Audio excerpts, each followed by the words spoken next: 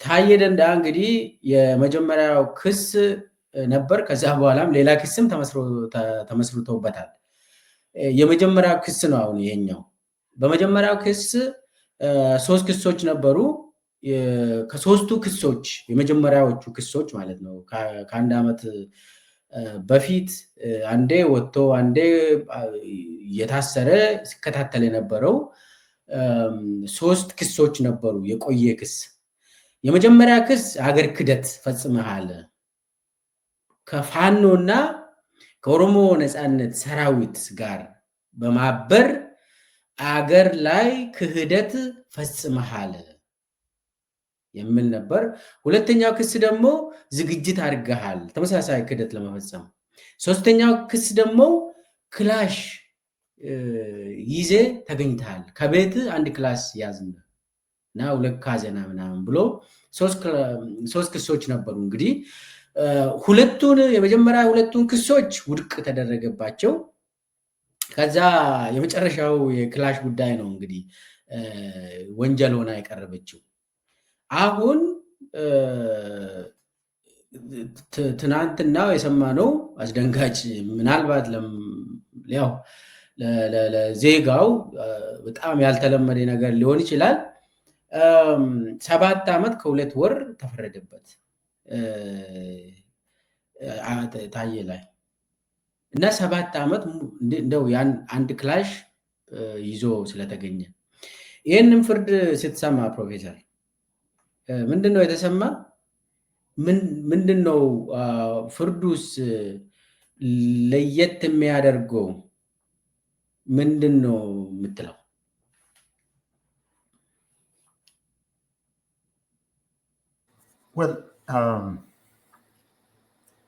ይሄን ያህል አላስደነቀኝም። ለምን እንኳን መታሰር መገደልም እንዲሁ መጥፋትም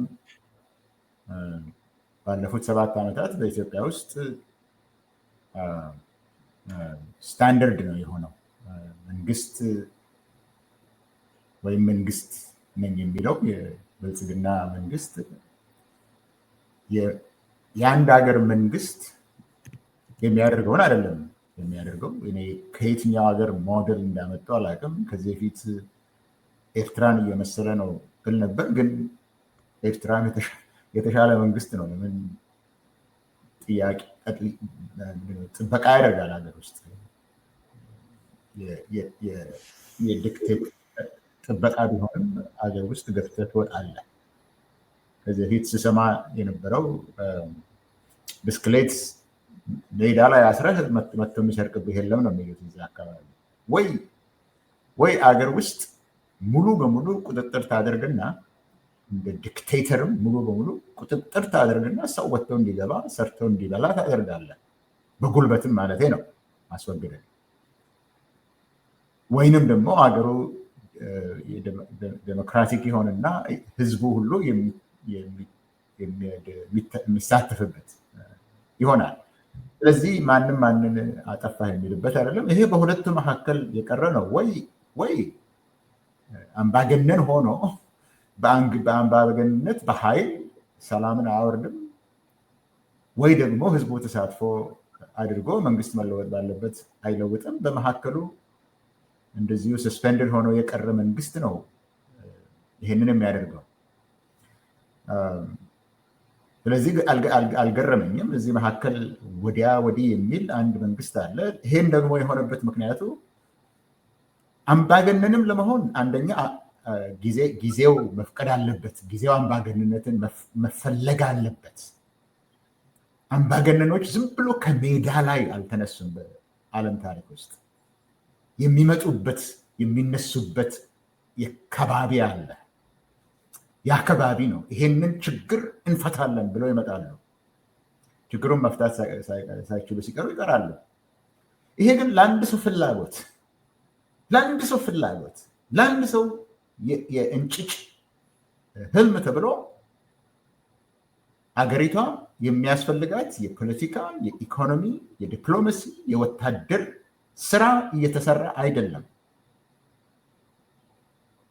ሊሆን የማይችል ይሄ ፐርሶናሊስት ዲክቴተርሺፕ የሚለውን በኢትዮጵያ ውስጥ ለመፈጸም ሲባል ነው ይሄ ሁሉ ችግር በሀገሪቱ ውስጥ የሚፈጠረው። ስለዚህ አልገረመኝም። ለመጀመሪያ ላልከው ነገር ተፈረደበት ሲባል ድሮስ ምን ጠብቄ ነበረ? ከዚህ የባሰ ነው የጠበቅኩት። ገና ከመጀመሪያው መንገድ ላይ ያስቀሩታል፣ ይገሉታል፣ እንደ ሃጫሉ ሁንዴሳ እንደ በቴ ኡርጌሳ ያደርጉታል የሚል ነው እንጂ ያቆዩታል የሚል ስም ሀሳብም አልነበረኝም። ምክንያቱም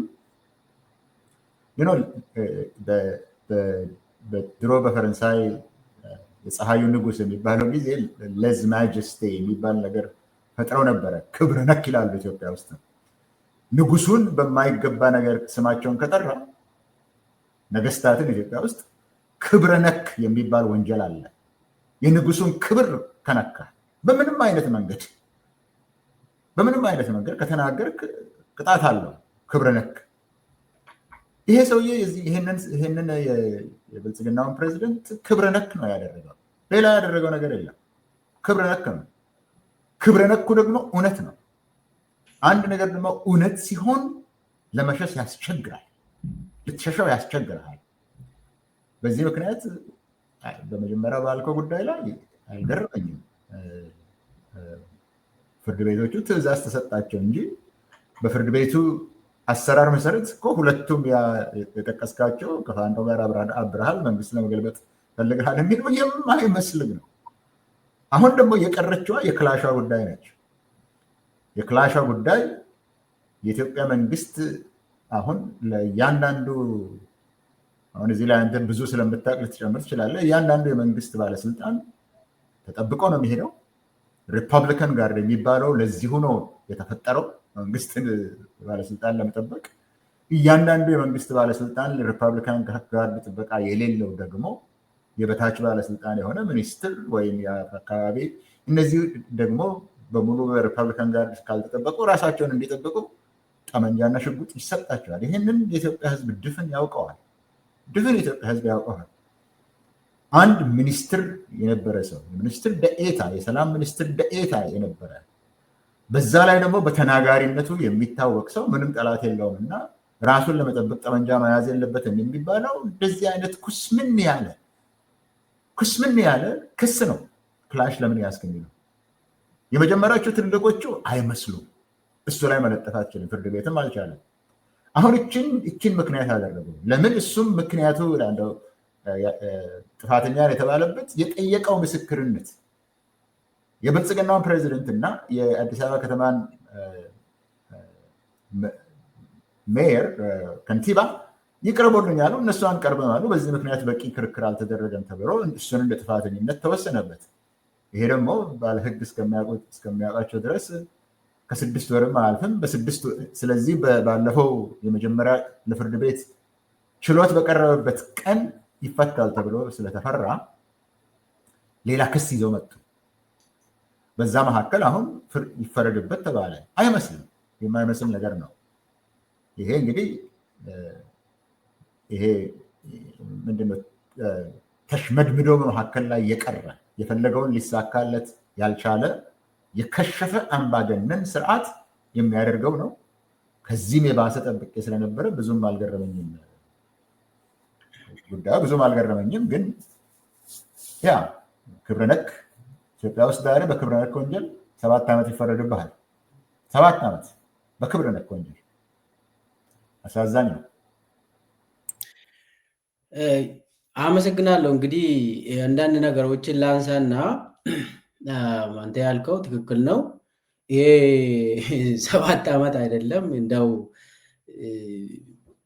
ሚኒስቴር ስለሆነም ወንጀልም ከጅምሩ ወንጀል መሆን አልነበረበትም ነው። ግፋ ብልም ወንጀል ነው ቢባልም 6 ወርም አያልፍም። ህግ ባለሙያዎችም የሚያውቁት ነገር ነው። እኔም የሚያውቁ ነገር አለ። አሁን የመንግስት ባለስልጣን ስትሆን ባለስልጣን ስለሆንክ ጥበቃ ይደረግልሃል፣ ይመደባል። በክልል ደረጃም በፌደራል ደረጃም ጥበቃ ነበረን እኛ መንግስት ውስጥ በነበርንበት ጊዜ። ከዛ አልፎም ጠመንጃ ገዝተህም ይሁን ከየትም አምጥተህ ለምን 5-10 ይዘህ አትሄድም? ባለስልጣን እስከሆንክ ድረስ ወንጀለኛ አይደለም። ራስን ለመጠበቅ ነው እንደዛ የምታደርገው እንጂ ሰውን መጉዳት ለዛ አይደለም። አንዴ ህጋዊ መንግስት ውስጥ እስከምትኖር ድረስ እንግዲህ መንግስት ነው ብለን እንውሰድ ስርዓቱ። እኔ አሁን በኦሮሚያ መንግስት ውስጥ በነበርኩ ጊዜ አብይ የኦሮሚያ የኦዲፒ ጽህፈት ቤት ኃላፊ በነበረበት ጊዜ ሲንቀሳቀስ መኪና ውስጥ 2 ክላሽና 2 ሽጉጥ ይዞ ነው የሚሄደው አብይ ራሱ። የሆነ ጊዜ እኔና ደረጀ ገረፋን ይዞ ወደ ኢሊሊ ሆቴል ግርማ ብሩ ላገኝ ነው ከአሜሪካ መጥቶ ነው ምናምን ብሎ በዛን ጊዜ እንግዲህ ጠቅላይ ሚኒስቴር ማን ይሆናል ምናምን የሚባል ወከባ ነበር። ሽርጉዶች ነበሩ፣ ኮንስፓይረሲዎች የሚሰሩበት ሰዓት ነበር እና ወደ ግርማ ብሩ መጥተዋል ወደዛ እየሄድኩ ነው ምናምን ብሎ መኪና ውስጥ ቪኤይት ይነዳል እና እንትን እሱ ጀርባ ቁጭ ብለን እሱ እየነዳ ምንም እንትን የለም። ይሄ ጥበቃ ራሱ አልወሰደም። ጥበቃዎች አሉ፣ በቪኤይት አሉ፣ ከኛ ትንሽ ራቅ ብሎ ይሄዳሉ። እሱ እዛ የጥበቃዎቹ ማአት ጠመንጃዎች ተሸክሞ ነው የሚሄዱት ቪኤይት ውስጥ። የሱ መኪና ውስጥ 2 ክላሽ እና 2 ሽጉጥ ይዞ እንዲህ አንድ ግለሰብ እንዲህ በጣም የሚገርም ነው። ይሄንን በአይኔ ያየሁት ነው። በተጨማሪ ደግሞ አንድ ጓደኛችን የነበረው ጉደታ ገላልቻ የሚባል አለ። ታውቀዋለህ አንተ? ጉደታ አሁን ባለሀብት ነው እንግዲህ ቢሊየነር ነው። የአፍሮ ጽዮን ሲኢኦ ነው እና ጉደታ በዛን ጊዜ ልክ አብይ ጠቅላይ ሚኒስቴር ከሆነ በኋላ ጥበቃ ተመደበለት። እንዴ ጉደታ እኮ ባለስልጣን አይደለም፣ የአፍሮ ጽዮን ሲኢኦ ሆኗል። ኦኬ ጥበቃ፣ የመንግስት ጥበቃ ለግል ሰው ለግል ጥበቃ ተደርጎለት በ10 አጃቢዎች ነው የተመደቡት። ከኦሮሚያ ነው የተመደቡለት። የሽመልስ ሚንዜም ነው እና አፍሮ ጽዮን ባለቤትም ነው። ቪአይፒ ነው። ሽመልስ ጋር ሲገባ ኦሮሚያ ብሔራዊ ክልላዊ መንግስት ፕሬዚዳንት ጽህፈት ቤት ሲሄድ በካቢኔ በኩል ተፈትሾ አይገባም ጉደታ። በላይ ከላይ በቪአይፒ ጠቅላይ ሚኒስቴር ሲመጣና ደመላሽ የሚገቡበት የፕሬዚዳንት ጽህፈት ቤት ታስታውሳለህ? በላይኛው በኩል የምትገባ ፕሬዚዳንቱ የሚገባበት ማለት ነው። መንገድ በሩ በዛ በኩል ይገባል። እንግዲህ አንድ ግለሰብ አሁን ዛሬ ጉደታ የፓርላማ አባል ነው። ዛሬ የአፍሮ ጽዮን ባለቤት። እኔ ለምንድን ነው ይህንን የሚያነሳ? ለጉደታ ጥበቃ የተመደበ ለግለሰብ 10 ጥበቃ የመደበው መንግስት ታዬ ላይ ጥበቃ አንስቶ 7 ጥበቃዎችን አንስቶ ታዬ አንድ ጠመንጃ ለምን ያዘ ብሎ ታዬ ያችን ጠመንጃ እኮ የያዘው ሰውን ለመግደል አይደለም፣ ለመዝረፍ አይደለም፣ ጫካ ለመግባት አይደለም፣ ራሴን ልጠብቅ ብሎ ለመላኩ ፋንታ ለፌደራል ፖሊስ ተናግሮ ለአብይ ተናግሮ ለብናልፍ አንዱዓለም የሚኒስቴር ሰላም ሚኒስቴር በዛን ጊዜ ነበረው ተናግሮ ይሄንን ችግር የለውም ተብሎ እኮ ነው ይሄንን ሁሉ ያስታጠቁ።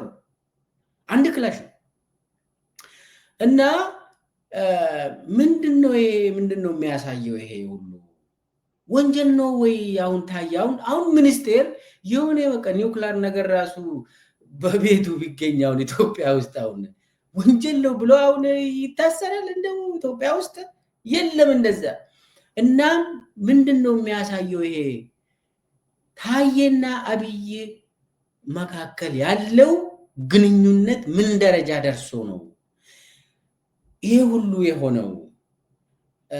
ይህንን ልጠይቅና አንድ ቪዲዮ አለኝ ታዬ የተናገረው።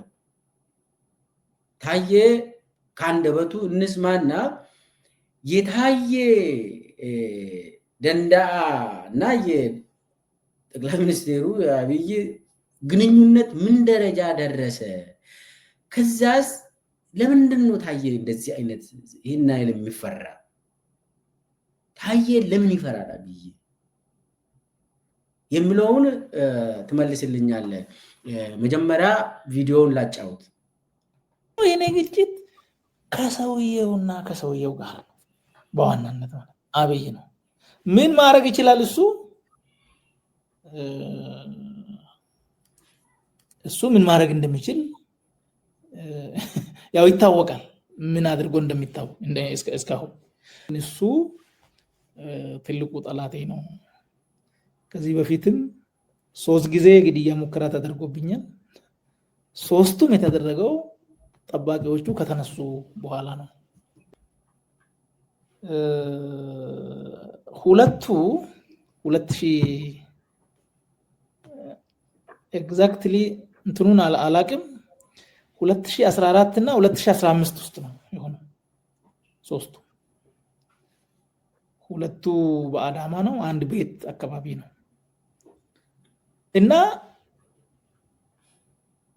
ሊገሉ ይፈልጋሉ ብሎ አንድ ሰው ጥበቃ ያስፈልጋል ካለ በኋላ በፖለቲካ ስትለይ ያንን ጥበቃ ሲያነሳ እና መልስ እንደው ጠመንጃ እንኳን ስጠኝ ሲባል እኛ አንገልህም የሌላው የራሴ ጉዳይ ሲል ሰው ከዛ ጋርም የሚታያይዘው ነገር አለ ማለት። ዋናው ጉዳይ ግን የያዝነው የህዝብ ጉዳይ ነው። ኮስት ሊኖር ይችላል።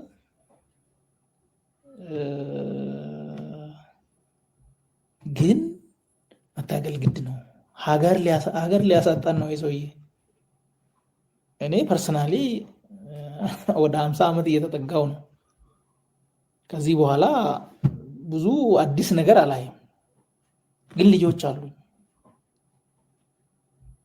ልጆችም ልጆች እንዲኖራቸው አስባለሁ። ስለዚህ ሀገር ያስፈልገናል። ይሄ ሰው ይሄን ሀገር እያፈረሰ ነው። የልጆቼን የልጅ ልጆቼን ሀገር እያፈረሰ ነው። ምናልባት እሱ ሌላ ሀገር የተመቻቸ ሁኔታ ፈጥሮ ሊኖር ይችላል ለራሱና ለቤተሰቡ። ስለዚህ መታገል ግድ ነው።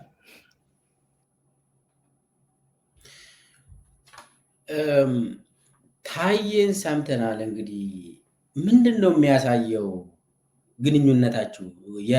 የታዬና የአብይ ግንኙነት ምን ደረጃ ደርሷል? ለምንድን ነው ታዬ እንደዚህ የሚፈራ?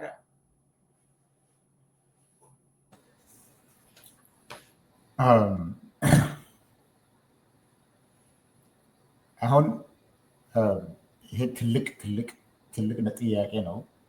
በቀላሉ የሚመለስ አይደለም። አንዳንድ ነገሮችን ስዘነጋ እንደገና መልሰን እንጠያየቅና ይህን ነገር በግልጽ እንዲቀመጥ ለማድረግ እንሞክራለን።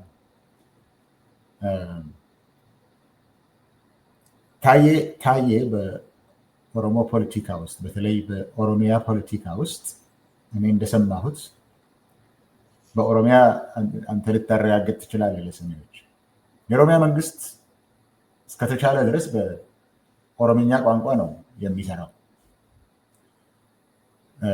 ኦሮሚያ መንግስት ባለስልጣኖች ውስጥ ግን በኦሮሞ ቋንቋ በአፋን ኦሮሞ በቁቤ በአግባቡ ሀሳቡን መግለጽ የሚችል ሰው በብዛም የለም ይባላል። የሚችል ሰው እሱ ነው። በዚህ በኩል ምንም የማይታማው የሚችለው ሰው ታዬ ደንደአ ነው። አስፈላጊ ሰው ነው። በኦሮሞ ህዝብ ዘንድ ተደማጭነት አለው። ከኦሮሞ አልፎም ተደማጭነት አለው። ምክንያቱም አሁን እዚህ በሆርን ኮንቨርሴሽን ላይ ባደረጋቸው ተከታታይ ቃለ ምልልሶች ምክንያት በኦሮሞ ብቻ ሳይሆን በሌሎች ዘንድም ተደማጭነት እንዳገኘን የታወቀ ነው፣ ግልጽ ነው። ለምን? ታዬ ላመነበት ነገር ብቻ ነው እንጂ የሚንቀሳቀሰው ለማያምንበት ነገር በፍጹም አይንቀሳቀስም። ስለዚህ እሱን አጥቷል።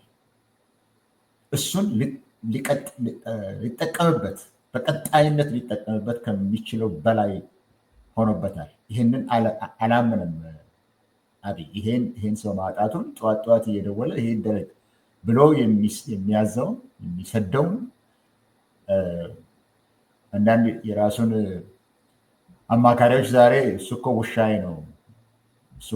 ነው ሂድና ጩህ ካልኩት ሄደው የሚጮህ ነው ብሎ ይናገራል። አንዳንዴ በጥፊኝ ይመታቸዋል ማለት ሰምቻለሁ ተከታዮችን።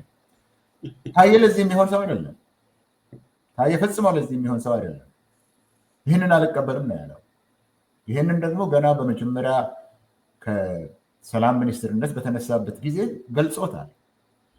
እውነት መስሎኝ ተከትየህ ነበረ፣ አንተ ግን አረመኔ መሆንህን አሁን ተረድቻለሁኝ። እስካሁን ከአንተ ጋር ስለሰራሁኝ ለነበረን ጊዜ አመሰግናለሁ። አሁን ግን ደስተኛ ነኝ፣ ነፃ ወጥቻለሁ፣ ከአንተ እጅ ከአንተ መዳፍ ነፃ የወጣው ሰው ነኝ ብሎ አረመኔ ነህ ብሎ ደም አፍሳሽ ነህ፣ በሰው ልጆች ደም መጫወትህን አይቻለሁ አለው። ስለዚህ እልከዋለሁ ብሎ ያሰበውን ሰው ችግር ወዳለበት ቦታ ከኦሮሞ ውስጥ ተአማኒነት ያለውን ሰው እልካለሁ ያለውን አጥቷል። ይሄ በጣም እንደሚያናድደው የታወቀ ነው። ለምን አጣው ነው? ለምን የሚሰደደው ነው? አሁን እናንተ እናውቃለን የኦሮሞን የውስጥ ፖለቲካ ምን ማለት እንደሆነ። በዚህ ላይ ደግሞ የታየ ዋናነት አስፈላጊ ይሆናል። የትም ቦታ ላከው ታየን በኦሮሚያ ውስጥ ሄዶ ተናግሮ ተቃዋሚም ያስነሳል። ለምን? በግልጽ እና በቆራጥነት እና ያለምንም ማወላወል ስለሚናገር ስትሬት ፎርወርድ ሰው ስለሆነ ሊያረጋጋም ይችላል። ነገር ግን በኦሮሞ ፖለቲካ ውስጥ እና በኦሮሞ ዘንድ ተደማጭነት አለው። ይህንን ለምን አጣሁ ነው ዋናው ነገር። የሚመስለኝን ነው የምናገረው። ሁለተኛ አብይ ሌሎች የሚሰራቸው ጉዳዮች አሉት። የትግራይ ጦርነት፣ የአማራ ውስጥ ጦርነት፣ በኦሮሚያ ውስጥ የሚደረገው ጦርነት አሁን ከቁጥጥር ውጭ የወጣው እንዴት እንደተጀመረ ያለፈውን ነው የምለው። እንዴት እንደተጀመረ በፊት እኛ ወጥተን ስንናገር፣ ለምሳሌ ትግራይ የሰሜን እዝ ስለተደፈረ የሚባለው አይደለም። ለ2 ዓመት ተዘግቶ ነበረ። ለ2 ዓመት ትግራይ ተዘግቶ ነበረ። ለ2 ዓመት ትግራይ ተቆራርጦ ነበረ። ለ2 ዓመት በትግራይ ላይ ብዙ ጫና ይደረግ ነበረ። ለ2 ዓመት በኢትዮጵያ ውስጥ ያሉ ተጋሩ ላይ ከፍተኛ ጫና ይደረግ ነበረ። ጦርነት ይፈልግ ነበረ። ጦርነት ስለሚፈልግ እና ምን አይነት ጦርነት ለማካሄድ እንደፈለገም አስቀድሞ ስለገባው አስመራ እየተመላለሰ ጠቅላላ ከበባ ለማድረግ የሚችለውን ስራ ሲሰራ ነበረ። ይህን ሁሉ ብለን ስንናገር ሊቀበል የፈለገ የለም። እኔ ዘመዶች አሉ ከኢትዮጵያ የሚመጡ ይህንን ነገር እኔ ስላቸው ይሄ አይደለም ስላቸው በፍጹም ትክክል አይደለም ነው የሚሉኝ። ምክንያቱም አሳምኖ ነበር፣ አብይ አሳምኖ ነበር። ጦርነቱን ስለጀመሩ ነው የተዋጋ ናቸው ብለዋል። ታየ አንድ ጊዜ መጥቶ አይ ጦርነቱን እኮ እኛ ነን የጀመርነው፣ ጦርነቱን እኮ የተነኮስነው እኛ ነን፣ አውቀን ነው ያደረግነው፣ እነዚህን ካላጠፋናቸው በስተቀር አንኖርም ብለን ስላሰብን አውቀን ነው የሰራ ነው። ይህንን ደግሞ ታየ ብቻ አይደለም 2500 ሰው በተሰበሰበበት ነው የነገረን ብሎ እኛ ሁላችን ስንለፋበት የነበረውና ያልቻልነውን አንድ ጊዜ አብዛኛውን ህዝብ አሳምኖ ቁጭ አለ። ተአማኒነት አለው ማለት ነው። ያንን ትልቁን ጦርነት ሌላ ጊዜ የህግ ማስከበር ሲሉት የነበረውን ራሳቸው አሁን የብልጽግና ሰዎች ራሳቸው የትግራይ ጦርነት ብለው ነው የሚናገሩት። ትዝም አይላቸውም። ህግ ማስከበር ነው ብለው የጀመሩት ትዝ አይላቸውም። የትግራይ ጦርነት ይላሉ። አሁን ይህንን ወሰደበት። ያ እኔ ለኢትዮጵያ ህልውና ነው ያደረግኩት፣ ለህግ ማስከበር ነው ያደረግኩት የሚለውን ነገር ወሰደበት። ያ 1 ሚሊዮን ሰው ያለቀበት ጦርነት፣ በትግራይም በአማራም በአፋርም ብዙ ጉዳትን ያደረሰ ጦርነት፣ የኢትዮጵያን ኢኮኖሚ ያመሰቃቀለ ጦርነት፣ በኢትዮጵያ ማህበረሰብ መካከል መርዝን የረጨው ጦርነት ራሱ ሄዶ ጥቅም አገኝበታለሁ፣ የፖለቲካ ጥቅም አገኝበታለሁ ብሎ የሄደው የፖለቲካ ጥቅምም ያጣበት፣ በወታደር ጦር ሜዳም የተሸነፈበት፣ ይህንን ስል ሰው እንዳይረሳ እስከ ደብረ ብርሃን ድረስ ነው የኢትዮጵያን ጦር ያባረሩት።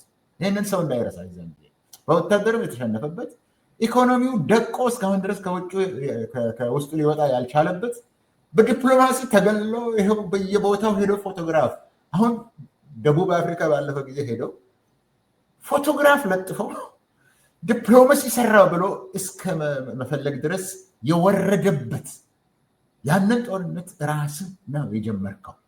በገዛ ራስ ፈቃድ ነው የጀመርከው። ከሰሜን ጦር ጋር ግንኙነት የለውም። ጦርነቱን ፈልገህ ጓደኛና አባሪ ፈልገህ ነው ያመጣህበት የሚለውን ወሰደበት። ያን ትልቁን የሱን አድቨንቸር ታዬ መቀመቅ አስገባው።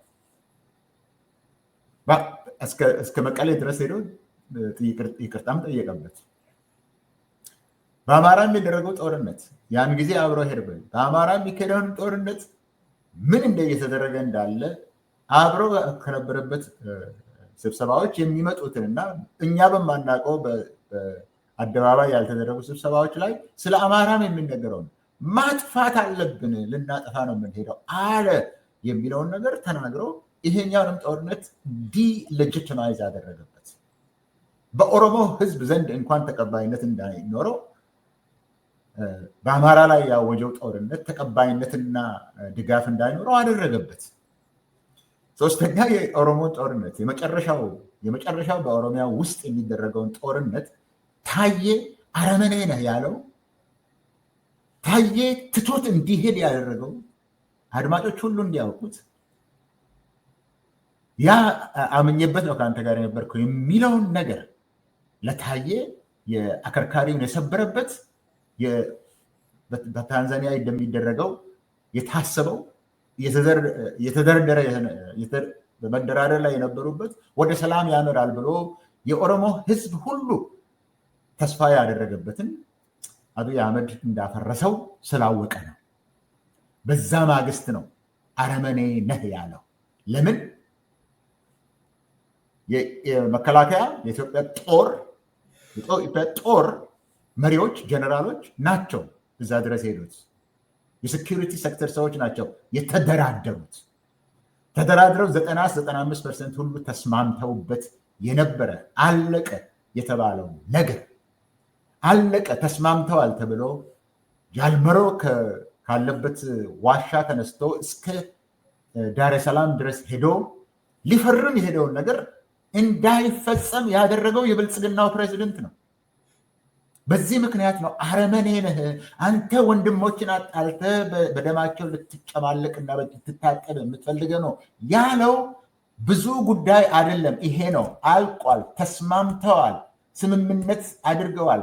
ብዕር ማስቀመጥ ብቻ ነው የቀረው። ጃልመሮም እዛ አለ የተባለውና የኢትዮጵያ ጦር የመከላከያ ጀነራሎች ያምኑበትን ከትግራይ ጋር ከጨረስነው ከኦሮሞ ከኦኤልኤ ጋር ማድረግ አለብን ብለው የተስማሙበትን ነገር ስላልፈጸመ እዚህ ላይ ነው ታዬ የተቆራረጠው። ለምን? በገዛ ራሱ ሰፈር ውስጥ በታዬ ገዛ ራሱ ሰፈር ውስጥ በኦሮሚያ ፓርላማ ውስጥ ተወክሎ የተቀመጠበትን ያንን ሰፈር በሰላሌ ውስጥ ኩዩ እዛ ውስጥ የሚደረገውን መገዳደል ስለሚያውቅ ይሄ ነገር ያልቃል ብሎ አስቦ ትልቅ ተስፋ አድርጎ የነበረውን እሱ ብቻ አይደለም፣ ጀነራሎቹም በኦሮሚያ ውስጥ ያሉት በመንግስት ውስጥ ያለው ተስፋ የተደረገበትን ኦሮሞ ሕዝብም ከፍተኛ ተስፋ ያደረገበትን በአንድ ሰው ምክንያት በአንዲት ግለሰብ ምክንያት የህፃንነት ህልሟን ከግብ ለማድረስ በምትተፋተፈው ሰው ምክንያት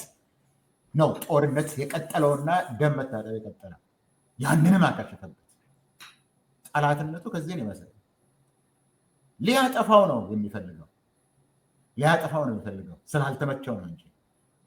ስለዚህ በሁለቱ መካከል ምን ደረጃ ደረሰ ያልከው ይሄው አሁን ደረጃ የደረሰበት ታዬ ከእስር ቤት እንኳን ወጥቶ እንዳይናገር እዛም እስር ቤት ውስጥ ከሰዎች ጋር ሊናገር የሚችልበት ቦታ ላይ ሳይሆን ከዛ ተነጥሎ ብቻው እንዲኖር ምናልባት የአካል ሞት አልሞትም፣ ግን ሶሻል ዴፍ ነው። ከሌላ ጋር የምትገናኝበት ነገር ከሌለ ታዬ እንደሌለ ልትቆጥረው ትችላለህ።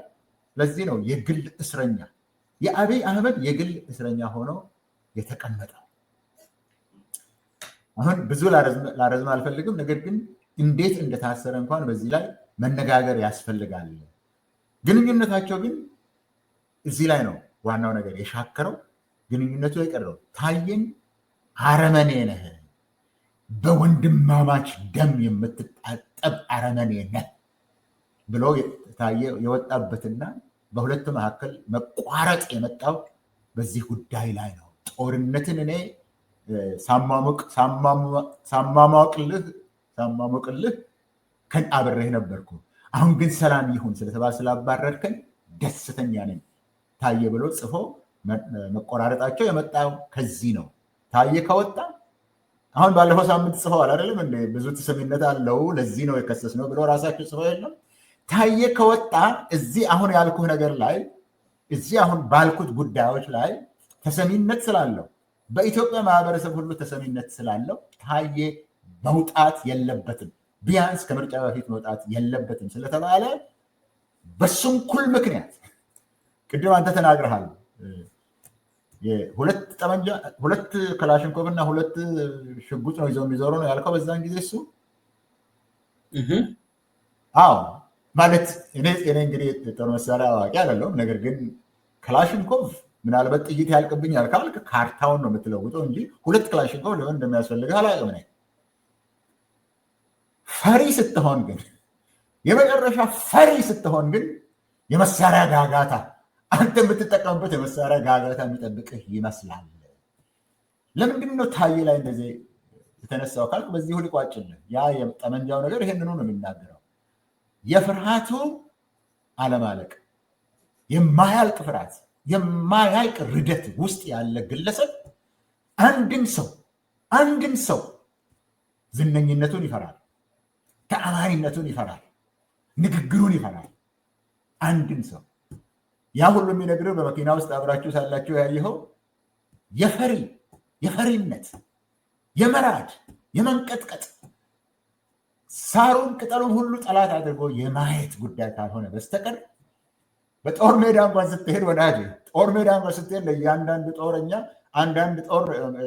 አንዳንድ ክላሽንኮቭ ሰጥተህ ካርታ ነው የምትጨምርለት እንጂ 5 ወይም 2 ተሸክሞ የሚሄድ ወታደር አይቻላትም። ጦር ሜዳ ላይ እንኳን በሰላማዊ ሀገር ግን ምን አይነት ሰው እንደሆነ ይነግርሃል። ያንን ነው የሚነግር።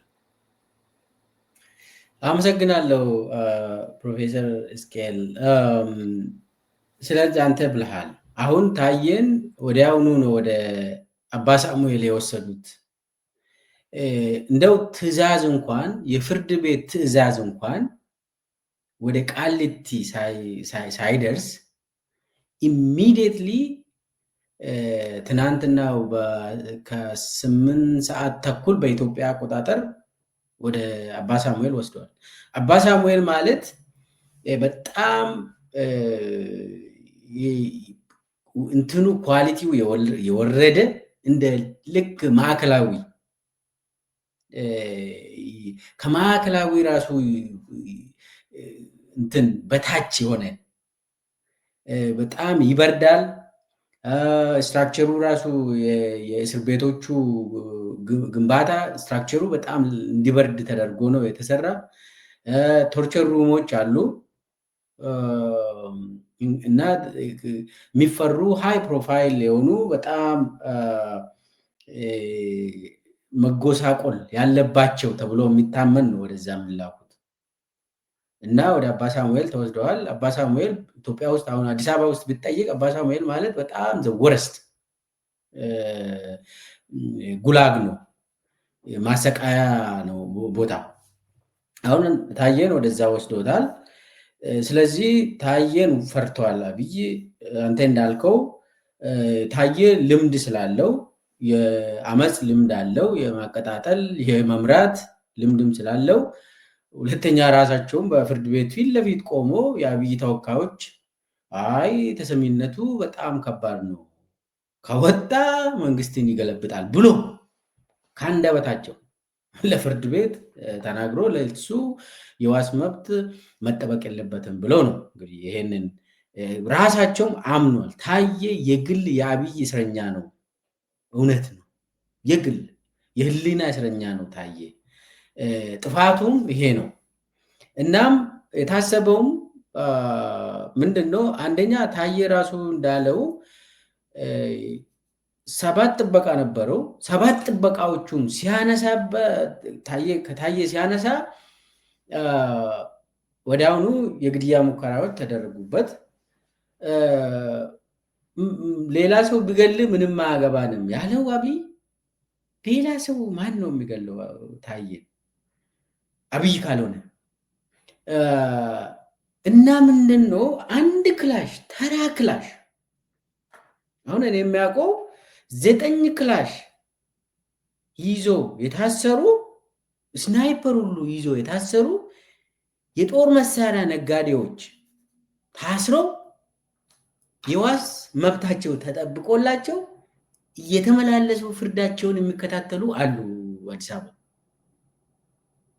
አሉ 9 ክላሽ ይዞ ታየ። እንግዲህ መንግስት ባለስልጣን ሆኖ አንድ ተራ ክላሽ ይዞ ነው እንግዲህ የፈለገ እንትን ቢሆን 6 ዓመት የሚያስፈርድ አይደለም። ምንድነው የሚያሳየው? እንትኑ ለቅሶ ከፍየሏ በላይ ነው እንደሚባለው እንትኑ እዛ አይደለም፣ የክላሽ ጉዳይ አይደለም። አንተ እንዳልከው ታየን ፈርቶ ከወጣ በቃ እኔ ምርጫ አልደርስም ያልቅልኛል። አሁን ዶክተሮቹ ሐኪሞቹ እየተነሱ ነው፣ መምህራን ሊነሱ ነው፣ መንግስት ሰራተኛ እንደዚሁ፣ ፖሊሶች፣ የክልል የፌደራል መከላከያ ሰራዊት በጣም በቃ ደከመን እያሉ ነው። ሁሉም ህዝብ የከተማ ነዋሪ በዳቦ መብላት አልቻለም፣ የገጠሩ እንደዛው። ስለዚህ አሁን እንግዲህ ታየ ልምድ ያለ ሰው ተቀባይነት አግኝቷል የተባለ ሰው እውነትም ደግሞ ታየ ተቀባይነት አግኝቷል። ምንድነው የሚሆነው? አብይ ጭንቀት ውስጥ ገብቶ ልክ 7 ዓመት የተባለ ራሱ የአብይ ውሳኔ ነው።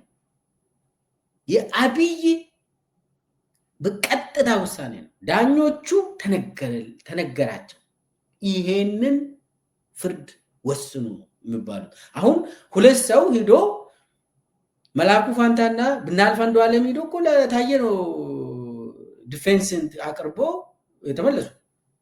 አብይ አህመድና አዳነችን ናቸው የቀሩት። ስለዚህ አሁን ታየ እንደው ሊፈታ ነው። ነገር ግን እንዳውም ዳኞቹ ራሱ ይሄ በቃ ይፈታል ምናምን ሲባል ነበር አሉ። ግን ተገልብጦ በአንድ ሌሊት ተገልብጦ ከየት እንደመጣ የማይታወቅ ውሳኔ 7 ዓመት የሚባል ነገር ሰማል። ይሄ እንግዲህ የአብይ ቀጥታ የጦር ውሳኔ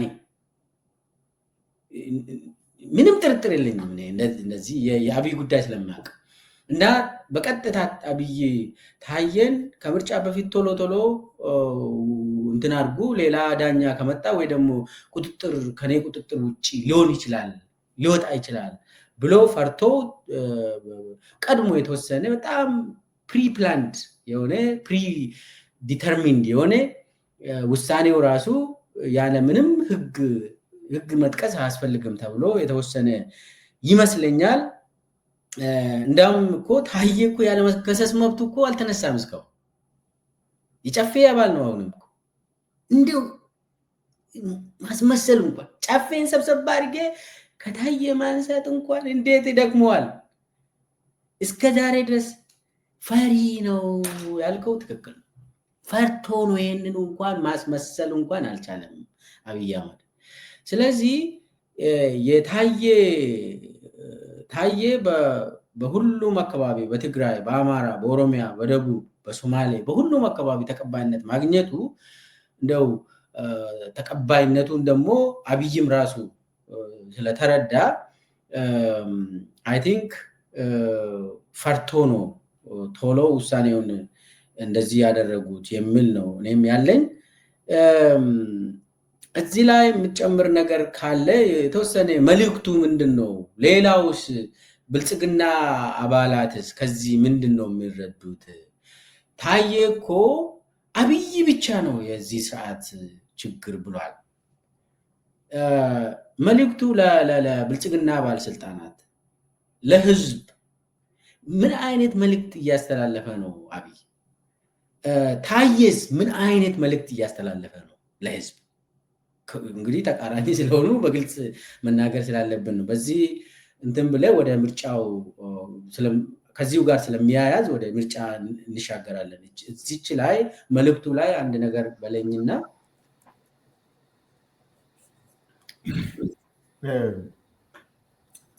የመጨመሩ ነገር ያለኝ ለሌላው መልእክቱ ምንድን ነው የሚለው ሳይሆን አንድ ሌላ ሰው መረዳት አለበት ብዬ የማስበው ነገር አለ በዚህ ጉዳይ ላይ። ከዚህ በፊት በእንግሊዝኛ ቋንቋ ጽፌ ነበረ። በተለይ ለሃይማኖተኛ ለሆኑ ክርስቲያን ሃይማኖተኞች ለሆኑ ለአብይ ተከታዮች እና ለሌሎቹም ያው ትምህርት ሊሆን ይችላል። ነገር ግን ይህንን ሰው መረዳት አስፈላጊ ነው። የኢትዮጵያ ጠቅላይ ሚኒስትር ነው፣ የኢትዮጵያ መሪ ነው የሚባለውን ሰው መረዳት ያስፈልጋል። የታየ ጉዳይ የሚነግራችሁ የሚያሳየው ይህ የሀገራቸው መሪ ነው የሚባለው። አሁን በዚህ ጉዳይ ላይ ሌላ ጊዜ ብዙ ነገር መነጋገር ይቻላል። ይህ ሰው ምንድን ነው በሚለው ጉዳይ ላይ መነጋገር ያስፈልጋል። ይህ የታየ ጉዳይ ግን የሚገልጸው ነገር አለ ስለ ብልጽግናው መሪ። ምክንያቱም የታየ ከዚህ በፊት የታሰረው አለ። ነገር ግን አሁን በመጨረሻ የታሰረው ከስልጣኑ እንደወጣ ስልጣኑ እንደለቀቀ አይደለም። ትንሽ ቆይቶ ነው የታሰረው። የታሰረው ደግሞ የብልጽግናው መሪ አውሮፓ ሄዶ ነበር። 7 ሀገሮች ሄጄ 7 የአውሮፓ መሪዎችን በግንባር አግኝቼ ጠርቼ ለህዳሴ ግድብ ምረቃ አመጣለሁ ብሎ ወደ አውሮፓ የሄደበት ጊዜ አለ። የጣሊያንን የፈረንሳዩን አግኝቶ እንግሊዝ ወደዚህ አትምጣ ብለውታል። በዛን ጊዜ አልፎ ወደ ጀርመን ሄዶ ነበረ። ጀርመን ላይ የሃይማኖት ጉባኤ ነበረ። የቢልግራም ኢቫንጀሊስቲክ አሶሲዬሽን የሚባለው አውሮፓን መልሶ ክርስቲያን የማድረግ የዛን ስትራቴጂ ለመቀየስ ስብሰባ ነበራቸው በርሊን ላይ። ሰምተኸኝ አይደለም? ስብሰባው ክርስቲያኖቹ የኢቫንጀሊስቲክ አሶሲዬሽኑ አውሮፓን እንዴት አድርገን መልሰን ክርስቲያን እናደርገዋለን በሚለው ጉዳይ ላይ በተለይ ወጣቶችን እንዴት አድርገን ወደ ክርስትና እንመልሳለን ላይ ነው የሚመክሩት። ያ ስብሰባ ለዚህ ነው። እዛ ላይ የኢትዮጵያ ጠቅላይ ሚኒስትር ሄዶ ነበር። አውሮፓ እንዴት ተመልሶ ክርስቲያን እንደሚሆን ለእነሱ ለመንገር የኢትዮጵያ ጠቅላይ ሚኒስትር እዛ ድረስ ሄዶ ነበር። አሁን እሱን ወደ ጎን እንተው። ምን ሊያደርግ ሄደ የሚለውን ገንዘብ ነው የሚወጣበት። አንድ ጠቅላይ ሚኒስትር አውሮፕላን ሙሉ ይዞ ወደዛ በሚሄድበት ጊዜ ይሄ ንግግር ለኢትዮጵያ የኤቫንጀሊካል ክርስቲያኖች ሊጠቅም ይችል ይሆናል ወጪውን ብታወጣ። ለኢትዮጵያ ግን ሰኪላር ለሆነ መንግስት ግን ምን እንደሚጠቅም አላውቅም። ነገር ግን እዛ ሄዶ ተናግሮ ነበረ። ያደረጋቸው ንግግሮች በንግግሩ ውስጥ እዛ ውስጥ ያደረገው ንግግር ውስጥ እሱ ወደውት ይሁን አልወደደው ይሁን አላውቅም፣ የተጻፈውን ጽሁፍ አንብቤያለሁ። ያ ጽሁፍ ምንድነው የሚለው? በዘር በሃይማኖት ሳንለያይ የግለሰብን ማንነትም ሳናይ የአንድን ሰው ሰብአዊ ፍጡር ክብር የሰብአዊ ፍጡርን ክብር የሚጠብቅ ፍቅር እንዲኖረን ያስፈልጋል ነው ያለው። የሰውን የአንድን ልጅ በሃይማኖት በጎራ ሳይለይ በፍቅር ላይ የሰውነትን ክብር በሚጠብቅ ፍቅር፣ የሰብአዊነትን ክብር በሚጠብቅ ፍቅር ነው መንቀሳቀስ ያለብን ብሎ የዚህን አስፈላጊነት ነው የተናገረው። ርኅራሄና ስርየት compassion and redemption የሚል ቃል ነው የተጠቀመው። ይሄ ያስፈልጋል። compassion ማለት ለሰው ልጅ ያለህን ሰው ስለሆንክ ለሌላ compassion፣ አብሮ የመጨነቅ ለሌላው ሰው የማዘን ርኅራሄ ለሰው ልጅ። ይሄ ከእውቀት የሚመጣ ሳይሆን ሰው ከመሆንህ የሚመነጭ ለሌላ ሰው ያለህ ርኅራሄ ነው። ሪደምሽን ማለት ደግሞ ሰው ያጠፋል ከጥፋቱ ይመለሳል የሚለውን ነው የሰበከው ይሄ ሰውዬ። በርሊን ላይ ይሄንን ሰብኮ ነው የተመለሰው። ርህራሄና ዳግም መወለድ ወይም ስርየት ያስፈልጋል ብሎ ነው የሰበከው አውሮፓ ክርስቲያን እንዲሆን። እንዲሁም በአውሮፓ ያለው ወንጌላውያን ንቅናቄ መታወቅ ያለበት በፍቅር ተግባራዊ በሆነ ፍቅር በሚያቅፍ ፍቅሩ ነው መታወቅ ያለበት። በዚህ ነው መታየት ያለበት። ይሄንን የምንገነባ ሰዎች መሆን አለብን ብሎ ይሄንን ተናግሮ የገባ ሰው እዛ ላይ በበርሊን ተራራ ላይ ይህንን የተራራ ስብከት ያደረገ ሰው አዲስ አበባ ግን ሄዶ ለአንድ ወንድሙ አልራራ። በገዛ ወንድሙ አብሮ ለሰራው፣ አብሮ ለተሰደበው፣ አብሮ ለተሰደደው ለታየ ደንዳ ለወንድሙ አልራራም። ሰደብከኝ ብሎ እስር ቤት ከተተ። ሰደብከኝ፣ እኔን በግል ሰደብከኝ። ሌላ ምን አለ? አረመኔ ነህ አለው እንጂ ሌላ ያለው ነገር የለም። ቅድም ክብር ነክ ሆነበት። በዚህ ምክንያት እስር ቤት ከተተው። አጥፍቶ ከሆነ ወንድምህ ነው፣ ምክረው። ምን ጥቅም አለው? በርሊን ላይ ይህንን ሁሉ የቃላት ጋጋታ አውርደህ አዲስ አበባ ስትደርስ ግን የገዛ ራሴ ወንድም ላይ ርህራሄ በሌለው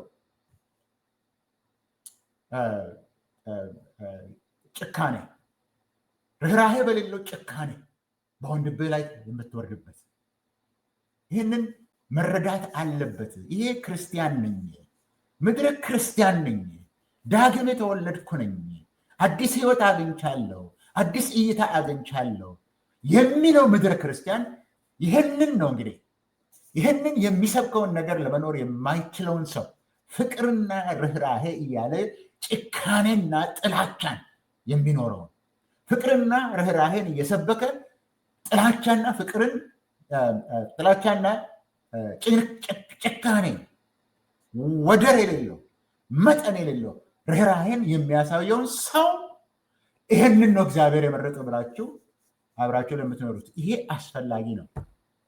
ይሄ መታወቅ አለበት። በዛ ማግስት ነው ከበርሊን ተመልሶ አዲስ አበባ ላይ እስር ቤት ከተተው። የኖቤል ፕራይስ ተብሎ ከዚህ በፊት እኔ በእውነት በሰላምና በፍቅር አምናለሁ፣ በጦርነት አላምንም፣ በግድያና በሞትና በደምና በጥፋት ላይ አላምንም ያለው ሰውዬ ታዬ ይሄንን አብረን የሰራነውን ነገር በውሸት ስለሰራ ነው አልተቀበልንም ስላለ በጭካኔና በኃይል ወረደበት በወንድሙ ላይ። ይሄ ማወቅ አለባችሁ። የኢትዮጵያ ሕዝቦች የእኛ መሪ ነው የምትሉት፣ በተለይ የእሱ ደጋፊዎች የሆናችሁ ለዚህ ለጥቅማ ጥቅም ብቻ የምትሄዱ ሰዎች ካልሆናችሁ እውነትም በፍቅር በርህራሄ በሰው የመለወጥ ኃይል የምታምኑ ሰዎች ይህንን ማወቅ አለባቸው። ታዬ እንደዚህ ነው የሆነው። ሌሎችስ ምንድን ነው ከዚህ መማር ያለባቸው ላልከው? አሁንም አብራቸው ያላችሁት አላችሁ። ማንም እንደታየ በታማኝነት በእውነት በትጋት ያገለገለ የለም። ይህንን እሱም ብሎታል። አምኜበት ኖሬበታለሁ፣ ሰርቼበታለሁ ብሏል። ያ ግን ዋጋ የለውም። አሁን የገለጽኩላችሁ ሰው አለ። ማንነቱ የሰውየውን ማንነት የሚኖረውና የሚናገረው የተለያየ መሆኑን ገልጫለሁ። ለሱ የምታገለግሉ ሁላቸው ለሱ በማገልገል በኢትዮጵያ ሕዝብ ላይ ጥግ የደረሰ ጭካኔን ለመፈጸም የምትፈልገው እስቲ ምን ልታወጡ ነው? ይሄኛው መንግስት ካለፈው መንግስት ወይም መንግስታት ይሻላል ብላችሁ ብልጽግና ነን የምትሉ ሊታይ ሊጨበጥ ሊዳሰስ ሊታመን የማይችል ብልጽግና እናመጣለን እያላችሁ ህዝብ እየተራበ ህዝብ በጦርነት እያለቀ ህዝብ በኑሮ ንረት በዋጋ ንረት ምክንያት መኖር ያቃተው፣ ተማሪዎች ትምህርት ቤት መዋል ያቃታቸው፣ ተማሪዎች ተምረው ስራ ማግኘት ያቃተባቸው፣ ዩኒቨርሲቲ ጨርሰው መውጣት የማይችሉበት፣ ዩኒቨርሲቲ ጨርሰው የፓርቲ አባል ካልሆኑ በስተቀር መኖር የማይችሉበት አገር። ይህንን ለማቆየት ነው የግለሰቡ ነው። ውጤቱ ላይ ነው አሁን ውጤቱ ላይ ነው እያተኮርኩ ያለሁት። ምን ለማቆየት ስትሉ ነው? ይወድቃል። ይሄ አሁን ያለው የኢትዮጵያ ጉዳይ የብልጽግና ፓርቲ ተውና የኢትዮጵያ ህዝብ በሙሉ ተቃዋሚ በሙሉ አንድ ጉዳይ ላይ ተስማምተው እስቲ ሰላም እናውርድ በሚለው ነገር ላይ እንኳን ተስማምተው ቢሰራ ከፍተኛ ጋራና አቀበት መውጣት እንዳለበት ኢትዮጵያን አሁን ካለችበት አዘቅት ውስጥ አውጥተው ከዚህ የፖለቲካ የወታደር ሽንፈት የኢኮኖሚ ድቀት የዲፕሎማሲ ውድቀት ከነዚህ ሁሉ መቀመቅ ከዛ አዘቅት ውስጥ ኢትዮጵያን ለማውጣት የኢትዮጵያ ህዝብ እንኳን ቢረባረብበት ከባድ ነው የሚሆነው። ብልጽግና ብቻውን አይችልም። ምን ልታተርፉ ነው? ታየን ያያችሁ ሰዎች፣ እንደዚህ ያገለገለ ሰዎች ምን ልታተርፉ ነው? ለራሳችሁም ቢሆን ያግበሰበሳችሁትን ልትበሉት አትችሉም። ምክንያቱም ከዛ አዘቅት ውስጥ ኢትዮጵያ ልታወጡ አትችሉም። ትናንትና ኤርትራ ወንድማችን ነው የሚል ዛሬ ኤርትራ የዘላለም ጠላታችን ናት፣ የታሪክ ጠላታችን ናት እያለ እየነገራችሁ ይህንን የምታምኑ ሰዎች ሀገራችሁንም ህዝባችሁንም ራሳችሁንም ማዳን አትችሉም። ምን ለማድረግ ብላችሁ ነው ይህን አንድ ነገር እየተናገረ ሌላ የሚኖር ኢትዮጵያን ያበለጽጋለሁ እያለ አደህይቶ የሚኖር ለገዛ ራሱ ፍላጎት ብቻ የሚኖረውን ሰውዬ እሱን ለማቆየት አብራችሁ ልትቆዩ አስባችሁ ነው? ትምህርት ይሆናችሁ። ይህን ሰውዬ ማገልገል እርባና የለውም። ነገ ይዘውርብሃል። አሉ ኢንጂነሮች ምናምን የሚባሉ የከተማ ሰዎች አዲስ አበባ ውስጥ አሁን የተኮለኮሉ ስማቸውን አንዳንዶቹን አሁን ጠርተናል። አፍሮ ጽዮን ነው ምናምን ያልከው ምንም ያልነበሩ ጥቂት ሰዎች በልጽገዋል፣ ቢሊዮነር ሆነዋል። አብይ ራሱ በልጽገዋል፣ ቢሊዮነር ሆነዋል። ይህንንም ሌላ ጊዜ ማውራት አለብን፣ የዚህ ገንዘቡ ምንጭ ምናምን ሁሉ እንደሆነ። ምን ልታተርፉ ነው? ለራሳችሁ ምን ልታተርፉ ነው? ለሀገራችሁ ምን ልታተርፉ ነው? በዚህ ጎዳና ላይ የምትቀጥሉት ትምህርት ውሰዱ ከታየ የሚል መልእክት ነው ያለኝ።